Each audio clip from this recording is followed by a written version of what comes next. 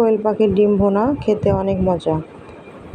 আসসালামু আলাইকুম, চলে এসেছি আরও একটা অসম্ভব মজাদার রেসিপি নিয়ে।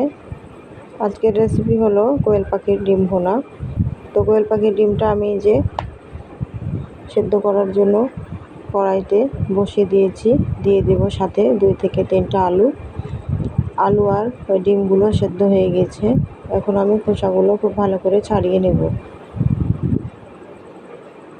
কড়াইতে দিয়ে দেব পেঁয়াজ, দিয়ে দেব পরিমাণ মতো সয়াবিন তেল, নেড়ে চেড়ে নেব। এখন দিয়ে দেব আদা রসুন এবং জিরা বাটা। মশলাটা ভালো করে ভাজা হয়ে গেলে দিয়ে দেব অল্প পরিমাণে পানি।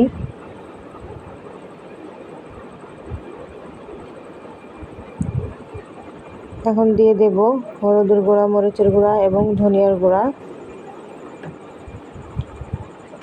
2 মিনিট আমি ভালো করে মশলাটা কষিয়ে নিয়েছি। কষানো হয়ে গেলে দিয়ে দেব ডিম আর আলুটাকে আরও 2 মিনিট আমি ভালো করে কষিয়ে নেব। মাশাআল্লাহ, কালারটা অনেক সুন্দর এসেছে, দেখেই জিভে জল চলে আসছে। তো এই পর্যায়ে আমি দিয়ে দেব পরিমাণ মতো পানি,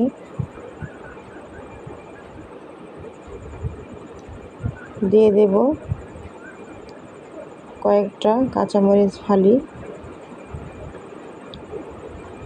দিয়ে দেব স্বাদ মতো লবণ। ঢাকনা দিয়ে ঢেকে আমি 5 মিনিট রান্না করে নিয়েছি।